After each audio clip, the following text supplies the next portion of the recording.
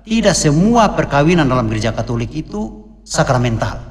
Hanya mereka yang dibaptis dua-duanya itu yang martabat sakramen. Lalu bagaimana dengan saudara kita Katolik yang menikah kemudian dengan seorang Islam misalnya?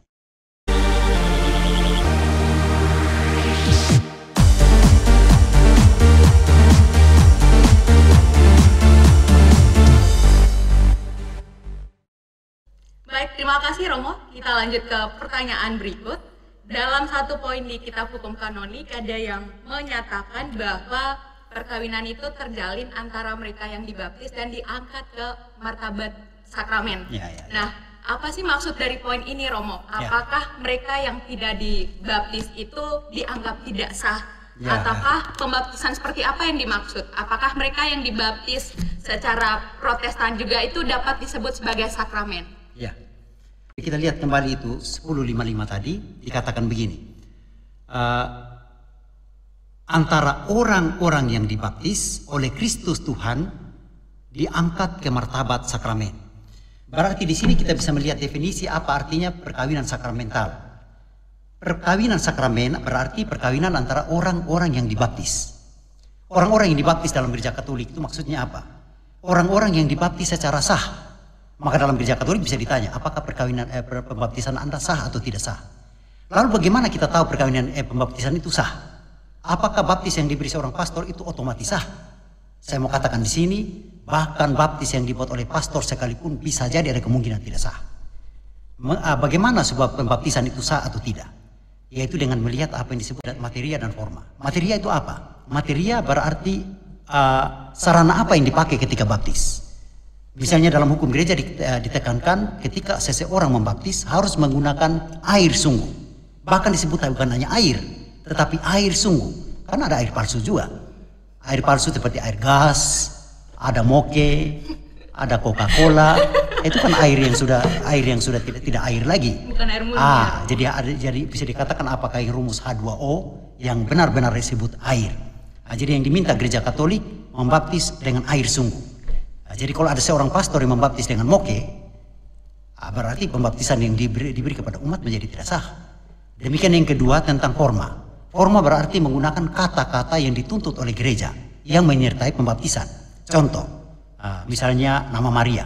Maria, aku membaptis engkau atas nama Bapa, Putra, dan Roh Kudus. Tapi kalau seandainya saya katakan begini, Maria, aku membaptis engkau atas nama Bapa, Putra, Roh Kudus, kita istirahatkan. Maka dengan demikian pembaptisan tidak sah.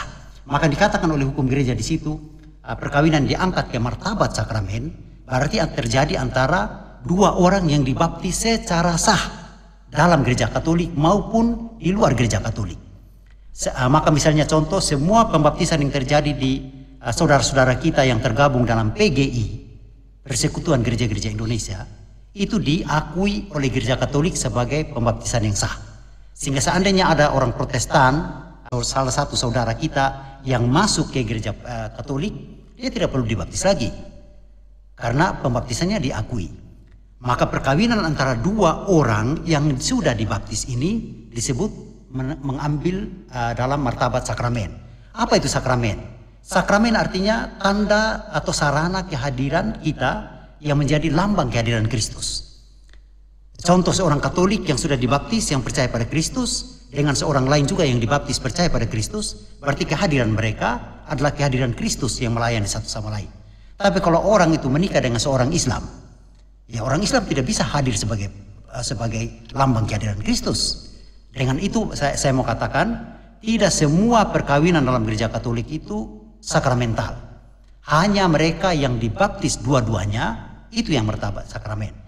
Lalu bagaimana dengan saudara kita Katolik yang menikah kemudian dengan seorang Islam misalnya? Itu berarti menikah beda agama. Perkawinan mereka tidak diangkat ke martabat sakramen. Tetapi perkawinan mereka sah. Jadi perkawinan mereka sah tetapi tidak sakramental. Jadi bisa dikatakan kalau Anda ingin menikah dan pernikahan Anda itu sakramental, maka intip-intiplah yang kawan Katolik. Jangan mulai pergi mata ili ala ke tempat yang tidak perlu. Gitu.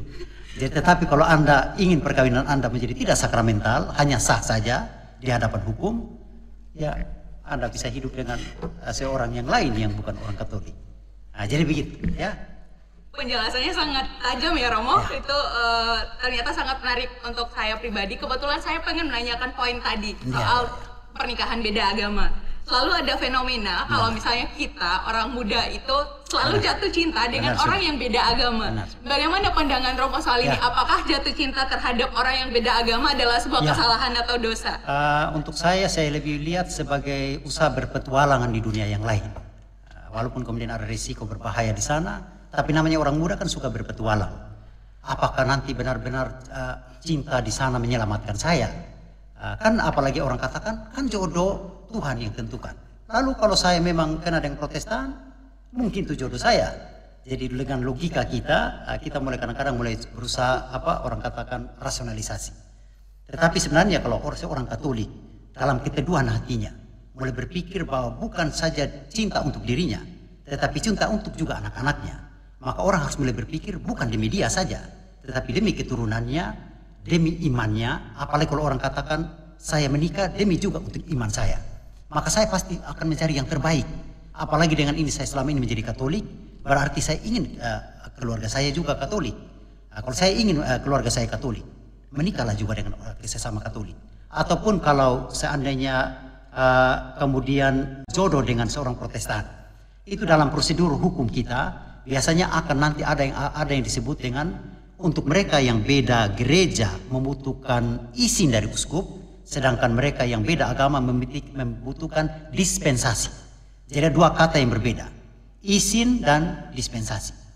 Izin itu untuk tingkat yang lebih tidak mengkhawatirkan, karena Katolik kawin dengan Protestan, berarti paling tidak masih Kristus yang sama. Tetapi mulai membutuhkan dispensasi untuk sesuatu yang lebih serius. Maka dalam gereja Katolik dikatakan begini, kalau seorang menikah tanpa izin, perkawinannya masih tetap sah, tetapi tidak halal. Itu nanti lihat demi logika hukum. Perkawinan seorang Protestan dengan seorang Katolik tanpa izin uskup, perkawinan mereka tetap sah, tetapi tidak halal. Tetapi perkawinan seorang Katolik dengan seorang Islam tanpa dispensasi uskup, perkawinan mereka tidak sah. Jadi bisa dikatakan akibat yuridis dari izin dan dispensasi berbeda. Jadi kalau izin itu ada pelanggaran masih ada ampun. Tetapi dispensasi kalau ada pelanggaran berarti cut. Selesai. Nah, jadi misalnya ada orang yang mau menikah dengan orang Islam, berarti dia juga membutuhkan sekian banyak syarat yang ditentukan oleh hukum. Misalnya membuat surat pernyataan setia pada gereja. Kedua, akan mendidik anak-anak sekuat tenaga dan mengantar mereka supaya dibaptis dalam gereja Katolik. Lalu kemudian mempraktekkan iman dengan jelas. Maka uskup kemudian cukup yakin bahwa orang ini benar-benar akan memelihara imannya. Paling tidak kita tahu ada dua jenis perkawinan campur dalam gereja Katolik. Campur beda gereja dan campur beda agama. Dengan prosedur yang agak sedikit berbeda. Satunya membutuhkan izin untuk beda gereja, sedangkan untuk beda agama membutuhkan dispensasi. Baik, kerabat Komso sudah mendengar dengan sangat jelas bahwa jatuh cinta dengan orang yang berbeda agama memang tidaklah keliru, tapi perlu pertimbangkan lagi faktor yang akan terjadi ke depannya, dampaknya akan seperti apa. Karena pada akhirnya yang akan merasakan semua dampak dari setiap putusan yang kita ambil adalah diri kita sendiri. Monogami seorang pria dengan seorang wanita, bukan seorang wanita dengan beberapa pria atau sebaliknya, atau juga tidak bisa seorang pria dengan seorang pria yang lain.